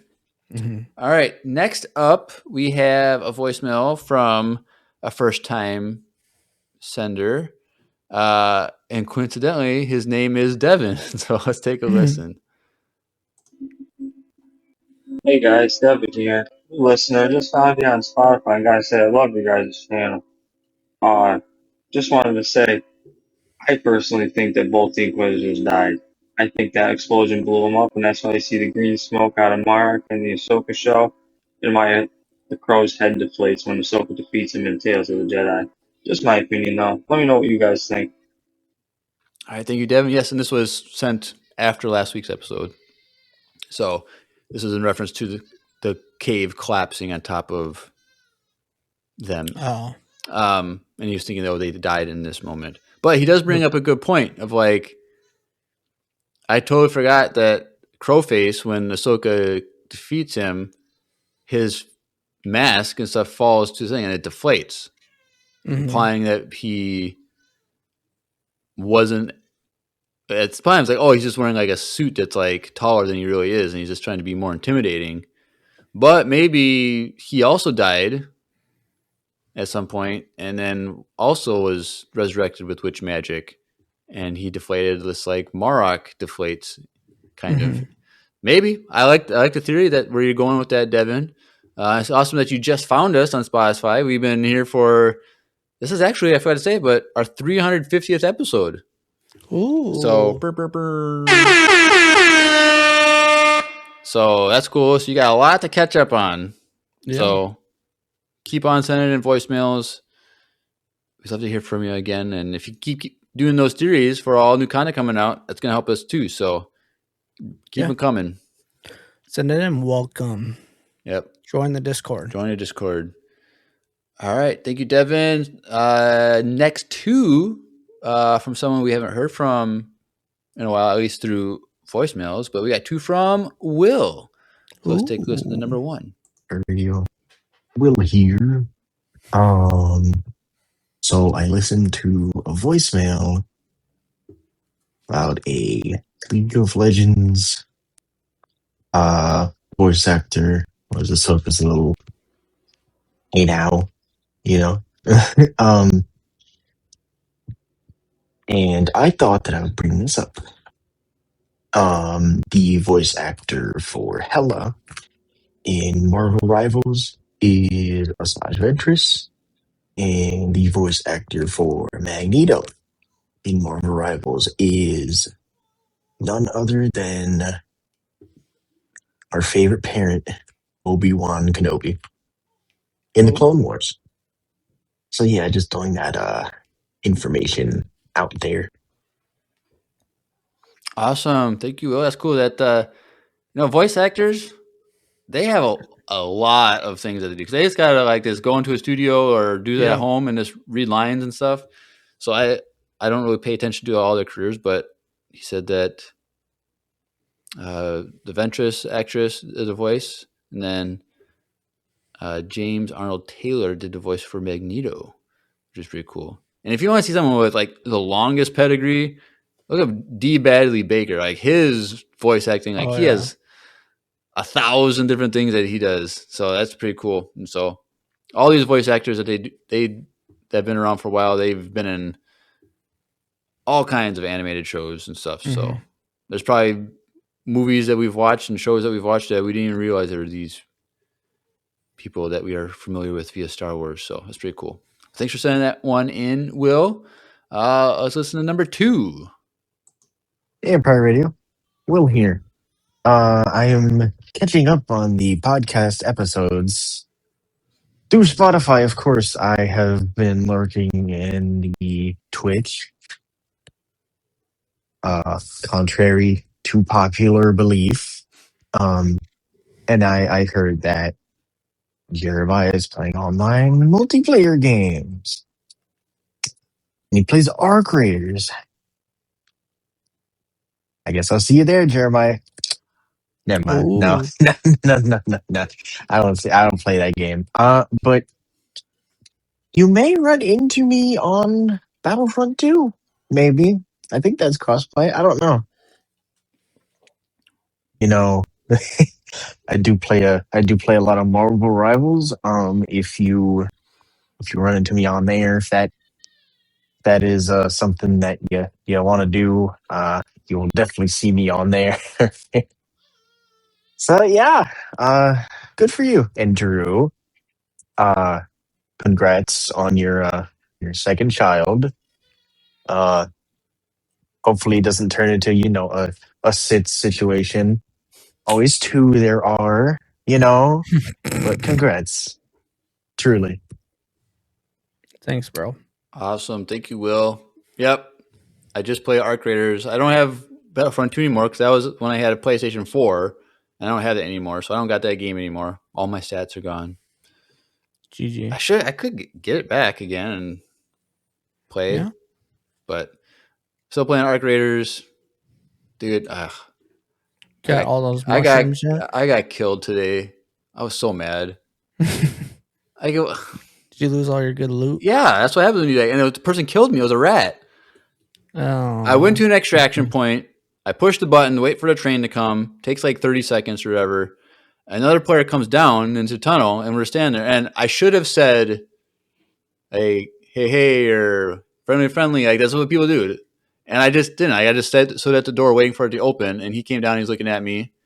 I usually have my gun there when I'm down there, just because you never know. And I'm just standing there, and then I see him equip his gun, and then he shoots me. And I shot back I had my shotgun. I shot him, and it's a shotgun, so it's not a fast thing. No. And so I wasn't able to get a second. I think I tried to get a second shot, but he rolled or something, and then he killed me.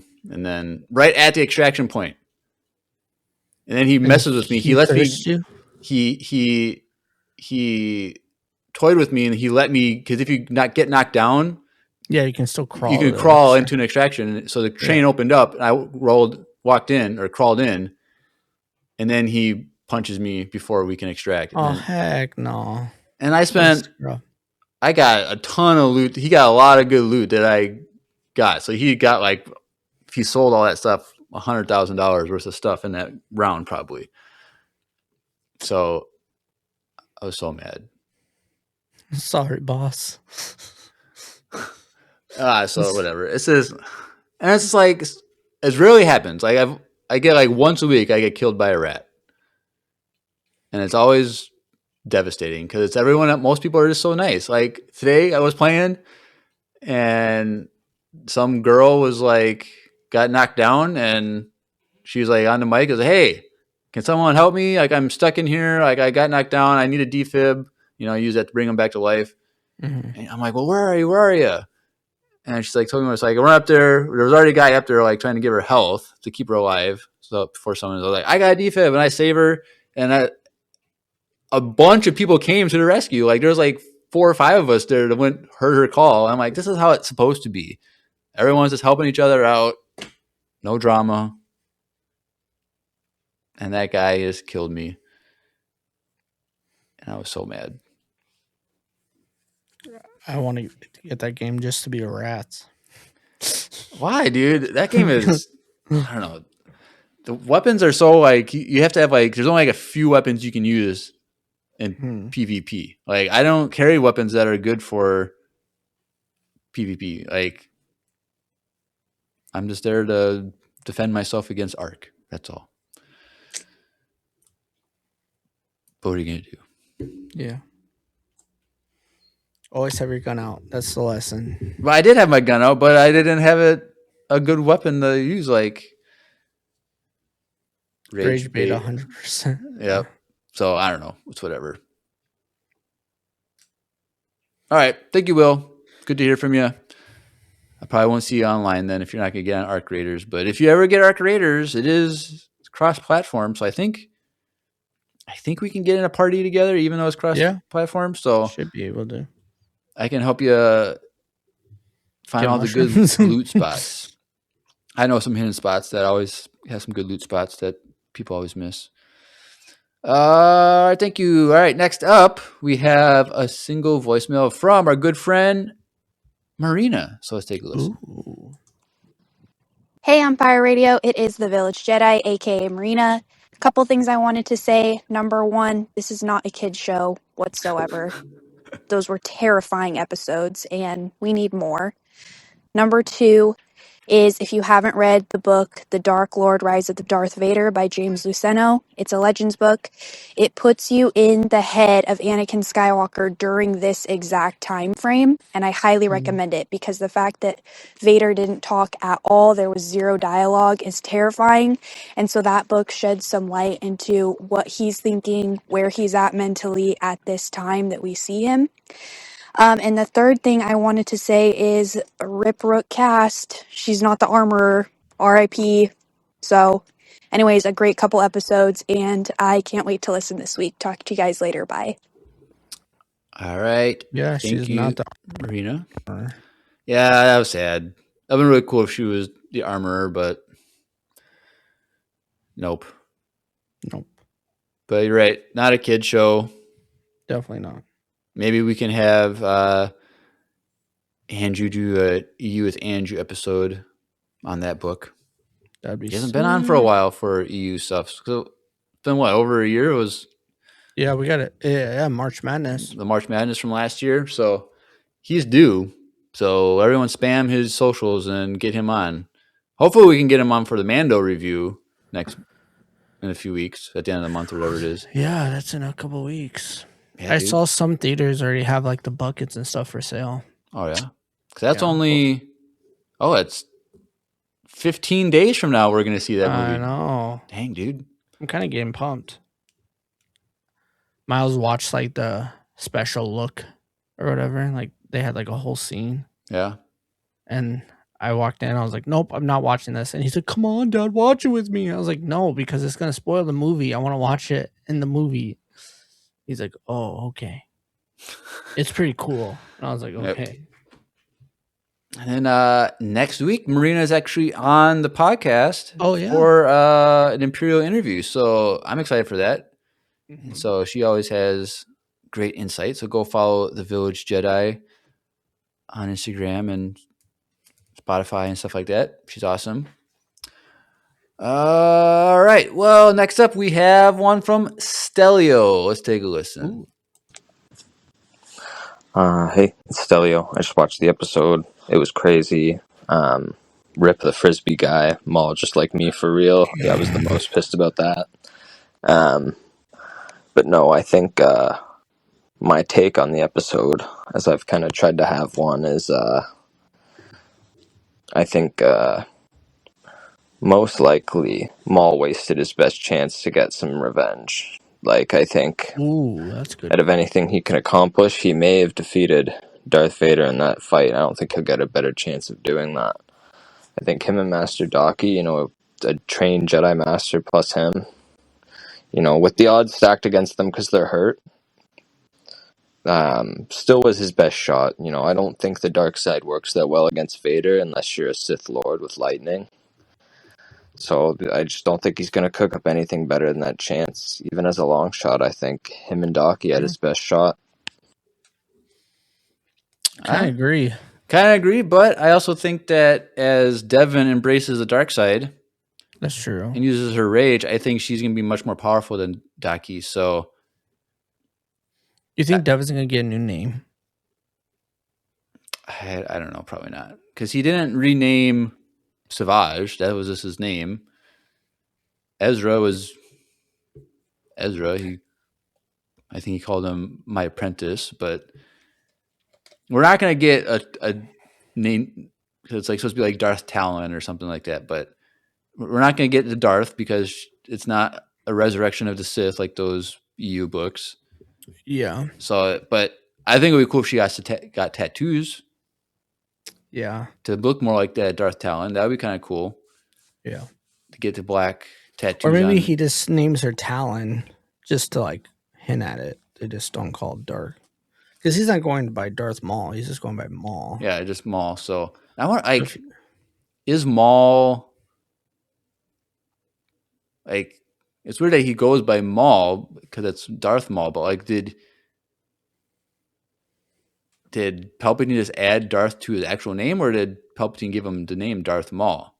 So I want to know, like, does Maul have an actual real name? I think Maul is his real name, and I think he just gave him Darth in the beginning of it. But that's weird because then it's like, why wasn't it Darth Anakin or Darth Skywalker, or it's not Darth Dooku, it's Darth Tyrannus. So I don't know, but I think that because he did make the point that they were both hurt because Daki had like the broken ribs or something like that. So yeah, he was limping too. So I think if it was 2v1 and they were both healthy, I think they could have maybe had a chance if they. I still don't know if they would have had a chance against Vader. I don't know. It's hard to say. We'll never know. I'm just curious why, like, Maul must not have the Darksaber. No, he has it because he has it in on Dathomir in Rebels. Oh yeah. So I'm curious why he didn't pull it out. He has it hidden away somewhere. I'm sure we'll see it next season because when at the end of the Solo movie when he's talking to Kira, he says, "Come to me on Dathomir." So he has a base on Dathomir, which we see in Rebels, and we hear him reference. So like I think we'll go back to Dathomir. He'll have the Darksaber. Mm-hmm. But I think it would have been cool if he whipped it out this episode. Yeah, it would have been sick. But or he would have gave her the Darksaber to fight. I'm sure she'll train with it maybe a little bit. I don't know. Would she be able to wield it because it's so heavy? Yeah, just because Din Djarin is just a pansy. Like I don't want the responsibility. He was too emotional about it. But if Devin's full of rage and wants the power, we'll be fine. Yeah. We'll see. All right. Well, thank you, Stelio. All right. The last four we have from our good friend Yaretsi. So listen to number 1. Hey, Empire Radio, it's Yaretsi. Wow. These last 2 episodes, phenomenal, amazing, exquisite, peak. I have no more descriptive words to use right now. But, oh my goodness, I loved every second of it. I was at the edge of my seat. My adrenaline shot up really high. My nerves, I was shaking. Oh my gosh, I've never, experienced something like that before. And I knew that Darth Maul had plot armor, but, none of these other characters do. And, some unexpected deaths happen. I wasn't expecting Captain Lawson. I know a lot of people were, but I'm one of those people who I don't look very deep into it, and I can't really predict stuff. So I thought it was Two Boots I was going to die, not going to lie. Now Riley's left all alone. I don't really count Two Boots. And I really don't think he's going to go to his mom. Maul's not going to let him leave now. That's not happening. Also, I knew Master Doku was gonna die. And Maul kind of just sped up the process. I mean, force pushing him, he just sped up the process because there's no way he was gonna survive that anyway. Devin turning to the dark side, peak, amazing. Oh my gosh, her emotions, she was crying. The voice actress, amazing. I loved it so much. I'll send another voicemail. Bye. All right, thank you, Ritzy. I think you left a chat when we talked about Lawson's death. We don't think he's dead, No. and we think that his mom or his ex-wife and Riley's mom is going to help him escape his capture. But go back and listen He to has the to rest tell of the episode. Devin that Maul betrayed. Yeah, because he's the only one that saw that happen. So Yeah. All right, thank you, Ritzy. Let's listen to number 2. Hey, I'm Perry Tieta again with a second voicemail. Also, these last two episodes have had some of the saddest deaths that I think, or I might be like, I'm exaggerating because this is not my favorite show right now. Spybot, no, I love Spybot. I did not want him to die. He got by the Inquisitor Saber. No, I was literally sitting there. I was so shocked, and then Maul got so mad when he realized that Spybot died.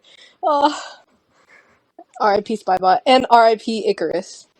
Now, if you know the story of Icarus in Greek mythology, you know that he got his wings melted. Now, I saw somebody say that this Icarus, the Star Wars Icarus's wings got burned off because, in that pit of tar, lava, something. I don't know. This pit. And then Rook, oh my gosh, I did not see her death coming. I low-key thought y'all were right that she was going to become the armorer. But obviously not. She got by Vader. You know how she died? Her lungs got torn out of her throat, bro. If you think I'm wrong, look up Luke's outpost on Instagram. I think that's his latest post. So yeah. Bye. All right, thank you, Ritzy. Yes, Yeah. the voice actress was asked, "How do you want your character to die if she had to die from Vader?" And she's like, "I want my lungs ripped out through my throat." Yep. So I think that's probably what happened. So And if you listen, it really sounds like something happened. because she's like screaming or like struggling to breathe, and then you hear like Fleshly crushing. moisture, Yep. like liquid stuff. Yep. So, like, why would he like think to do that? Like in the moment, like, Vader? yeah, like, oh, I'm Jesus gonna try this new crazy. trick. I haven't tried this one Dude, yet. imagine the lungs coming out of the helmet. Dang, dude. Yeah. Maybe her armor was just so resistant to the lightsaber that he had to do that. I don't think know. he just was towing with his food Maybe. like a lion. Like, But yes, yeah. a lot of people died. It was sad. All right. Number 3 from me, Red Sea. Hey, Empire Radio, it's Yaretsi again. I want to talk about Riley this time. Considering what I said in my first voicemail about Maul not letting Riley leave, I'm predicting that he's probably going to become, like, into the crime syndicate and stuff. Like, he might not accept Maul all the way, but I feel like he's going to more lean towards that crime syndicate stuff. Unless, of course, he does go with his mom, which I highly doubt. And I was wondering what your guys' predictions might be for Riley if I am right and he doesn't go with his mom. Yeah, I'd love to hear it. Anyway, bye. All right. Thank you. I think, like we said in the episode breakdown, I think the whole Lawson family is going to work to get back to Devin to tell her that Maul is the one who betrayed Daki. And that's going to be how she's going to maybe turn back to the light or run away from Maul or something like that. But we don't know. So Riley will probably be the person that sees Devin change, and he's not going to like that. So he's going to try and like intervene and try and help her to be some sort of an angel on the shoulder in a sense, because he was shooting with the stun. setting on the blaster. So like he's a loving guy. He cares about people. He doesn't want people to be angry and violent and evil and stuff. So I think he will be a good voice on Devin's shoulder as he's working with his parents his mom to like break out. Yeah. All that stuff. So I agree. All right. Final voicemail. Your Etsy number 4. Hey, Empire Radio, TRT again. Oh my gosh. Them all teaming up at like the beginning of of episode 9 was so amazing. Like the shots, the lightsaber duels while they were all together. Amazing. Also, did you notice that Maul two times Maul took stances that Star Killer used in Force Unleashed, and not only did Starkiller use them, Ahsoka also used the same stances that Maul used. So I was wondering if like maybe Maul learned stuff from Ahsoka or started practicing with her form after fighting her. Which brings me to another question. If Maul did start practicing with Ahsoka's form and like how to combat against it, do you think like Maul during Maul Shadow Lord, if his leg wasn't injured, could he possibly take on Ahsoka? Which it'd be crazy if he could. I don't know the answer to that. I was just wondering about y'all. Also, Vader, absolutely terrifying in the last 2 episodes. Oh my gosh. He was so amazing. And he literally gave me chills, and I was so scared of him. Anyway, that's all I had to say. Bye. All right. Thank you, Etsy. Mm-hmm. We don't know lightsaber stances and things. I don't. I mean, it makes sense because he kind of lost that fight. He ran away. And I think he knows that Ahsoka's still alive. Right. Because Order 66 happened like right after that situation. So it would make sense that he would be training to combat Ahsoka if he ends up having to fight her again. So it makes sense. Like you could definitely see it happening. And it worked against him, so why wouldn't he learn how to do that? Right. So yeah. But it's interesting that he could learn different forms. Like if he sees like a weakness in himself, he's like, oh, this person's lightsaber form did this, and that. Like that could help me defend or do some new things. So I think Maul he likes to learn, Adapt. especially in this situation. Now, long term, he doesn't because he tries to use the same check move on Obi-Wan and Rebels. Yeah, he forgets his ways. He tries to do the same tactic he did against Qui-Gon. So there he didn't learn, and Obi-Wan learned to cut through it. But at the end of the day, Maul always fails at what he does. So he's just in the middle of that he does. He's just in the middle of his next failure right now. So all right. Well, that's all the voicemails that we have. Hopefully none came in since we started, but that's that. So hopefully within the next year, hopefully next spring, we'll get season 2 already out. But it's going to be a while for that to happen. So the next animated thing that we're looking forward to is probably just a Ninth Jedi spin-off miniseries that we'll get sometime. Don't know when that's going to be. Probably sometime. I'm hoping it this summer because I think Ahsoka will probably be in the fall. Yeah. Rumor is that there's going to be an Ahsoka trailer this month, but that's just rumors. Hopefully that'd be cool. Be pretty cool. But that's everything we got planned tonight. Anything else, Drew? No, that's it. All right. Well, let's go over some social media. We can get out of here. So people are still finding us, like Devin. He found us recently and he just found us. And if you're new and you want to get connected, go in the description below. Click the links.co/Empire Radio. Links below 2 eyes. Land that. Click on that because it's a landing page for everything Empire Radio. So follow us on Instagram, Facebook, YouTube, Twitch for live streams. Like tonight, we're talking through the chat, so you can talk to us in the chat when we're recording. That's a lot of fun. Join the Discord if you want to hang out with a bunch of Star Wars nerds and talk about Star Wars. But we also have stuff for like non-Star Wars stuff like food and cooking. And remember last week, you actually took my challenge to redo my Wookiee cookies. Yeah. She did that and posted pictures in the Discord. And so she Did a lot better than me. How was that? So that's that. That's pretty fun. You can send in voicemails. That's a lot of fun. If you're new, you've never done that, or if you're old and you've never done that, send in a voicemail. I'd love to hear from you. Fan email if you want emails about anything, but also just keep up with the news and stuff on the Discord, because if we're planning stuff for Star Wars Celebration next year when we go, a lot of that information will be probably posted in the Discord for people who want to meet up and whatnot. All the details for that. So play the long game. Join now so you can meet us next April. Yeah. Star Wars Celebration. And if you I'm live excited. in Southern California and you have a place for us to stay, maybe we Or can work just out a deal. other things for us to do too, like the best taco spot or stuff like that. Yeah, That'd there's be some cool. Joshua Weissman on YouTube. Or not Josh. Mhm. No, sorry. A different. He didn't want Mexico. He went to Mexico and went on a taco tour. I want to do that. That'd be really fun. Mm. But there's another YouTube channel. They went to some of the top spots in LA for tacos, and I want to go to one taco joint there, but we'll see. Yeah.